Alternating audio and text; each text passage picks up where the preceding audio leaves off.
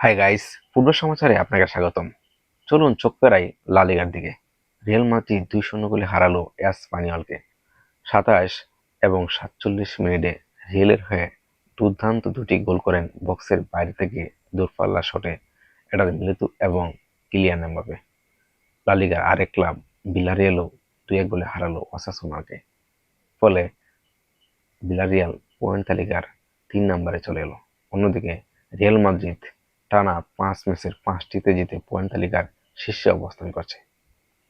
সামনের ম্যাচগুলো যদি অ্যাটলেটিকো মাদ্রিদ এবং বার্সেলোনা জয় লাভ করতে পারে তাহলে পয়েন্ট তালিকার উপরের দিকে ওঠার সম্ভাবনা আছে। অন্যদিকে বুন্দেসলিগায় হ্যারি কেনের হ্যাটট্রিকে 4-1 গোলে হারায় হফেনহাইমকে।